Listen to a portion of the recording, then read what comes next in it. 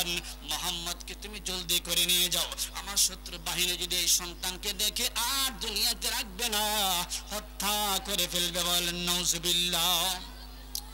ডাকটা বলতেছেন কেন কেন এই সন্তানকে কেন হত্যা করবে? শুনে নাও, এই মুহাম্মদের প্রশংসা আমরা তাওরাত বিভিন্ন কিতাবের মাধ্যমে আমরা পেয়েছি। জুড়ে বলেন আল্লাহু আকবার।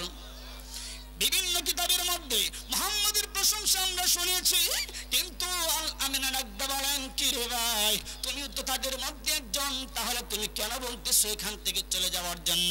ডাকতে বলতেছেন শুনে নাও, যে চেহারা মুহাম্মদের, যে সুন্দর চেহারা, এই চেহারাওয়ালা মানুষ আমার জিন্দেগিতে কোনোদিন আমার চক্ষু দিয়া দেখতে পাই নাই। জোরে বলেন আল্লাহু আকবার।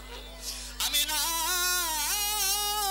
আমার জান থাকতে, আমার প্রাণ থাকতে, জিন্দেগিতে আমি থাকতে কোনোদিন মুহাম্মদের ক্ষতি হবে এটা আমি কোনোদিন দিব না। জোরে বলেন সুবহানাল্লাহ। আমার ভাইরা, আমার বন্ধুগণ, লম্বা ইতিহাস সংক্ষিপ্ত ভাবে বুঝাইতে চাই। আল্লাহ নবী কি করলেন, ওই মুহূর্তে যখন মা আমিনা এবং মুহাম্মদ যখন ব্যাক করে বাড়ির দিকে চলতেছেন, আবওয়া নামক স্থানে আসার পরে সঙ্গে সঙ্গে কি করলেন, শরীরের মধ্যে মা আমিনার বিশাল আকারের জ্বর চলে আসছে। 2-3 দিন যাইতে না যাইতে এমন একটা অবস্থা জমিনের মধ্যে পড়ে গেল। এইভাবে যখন আর সামন দিকে অগ্রসর হইতে পারে না, হযরত আমিনা ডাকতে বলল, উম্মে আইমান, এই যে আমার সন্তান মুহাম্মদ, হয়তো আর ভালোবাসা দিতে পারবো না, আমি চাইছিলাম আমার স্বামীর ভালোবাসা দিয়ে আমার সন্তানকে মহব্বত করে লালন পালন করব, আর পারবো না। তুমি বোন, হে উম্মে আইমান, তোমার হাতের মধ্যে উঠে দিলাম, আমার সন্তানটাকে সুন্দর করে তুমি লালন পালন করবা। জোরে বলেন সুবহানাল্লাহ। আনাসের মা কে রাখতে বলতেছেন, না আনাসের মা, ও আনাসের মা শুনে নাও, এই যে আমার মা 6-7 বছর বয়সে আমার মাও দুনিয়া থেকে বিদায় হয়ে গেছে। কেমন করে আমার মাকে বলবো? আমার বাবাকেও দেখি নাই, মাকেও এইভাবে হারিয়ে ফেলছি। মার বিরহের যন্ত্রণা আর সহ্য হয় না। এই জন্য আমি বলি, তুমি মা এখনো পর্যন্ত বেঁচে আছো, সবচেয়ে তোমার দোয়া সন্তানের জন্য, আনাসের জন্য বেশি প্রয়োজন। আমি রাসূলের চাইতেও জোরে বলেন সুবহানাল্লাহ। সন্তানের জন্য রাসূলের দোয়ার চাইতেও মার দোয়া বেশি প্রয়োজন মনে করছেন। কথা বলেন ঠিক কিনা? তাহলে কি যাদের মা আছে, বাবা আছে, ওই মা বাবার দিলের মধ্যে কষ্ট দেওয়া যাবে? জোরে বলেন না কেন কষ্ট দেওয়া যাবে? অবিল ওয়ালিদাইনি ইহসানা, আল্লাহর হুকুম, মা বাবার খেদমত করতে হবে। কথা বলেন ঠিক কিনা?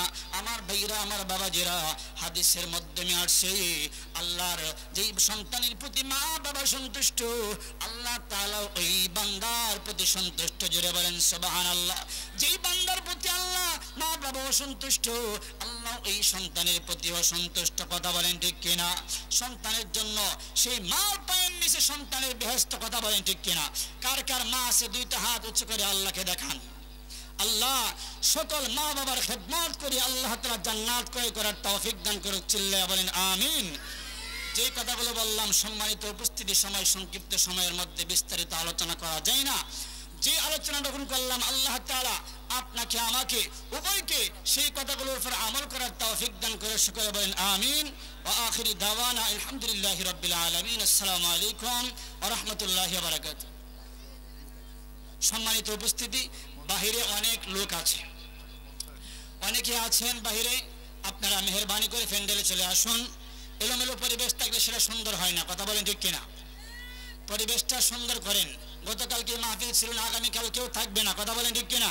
জালিসুর রহমান বেহেশতের বাগানে তারা আসতে পারবে, যারা বেহেশতে পরকালে বেহেশতের অধিবাসী হবেন, জান্নাতি মেহমান হবেন, তারা এই দুনিয়াতে বেহেশতের মধ্যে এই বাগানে বসার সুযোগ পাবে। কথা বলেন ঠিক কিনা?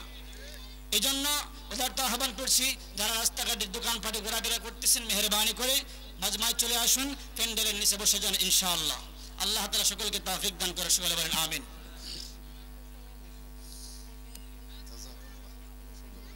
মাশাআল্লাহ, জাযাকাল্লাহ, বারাকাল্লাহ, হায়াকাল্লাহ। হযরত অত্যন্ত গুরুত্বপূর্ণ আলোচনা করতেছিলেন। তো আমাদের এই মাহফিলের যে মূল মাকসাদ, মূল উদ্দেশ্য, সেটা হচ্ছে আমাদের মাদ্রাসার নুরানি বাচ্চাদের প্রদর্শনী। তো এ পর্যায়ে আমাদের মাদ্রাসার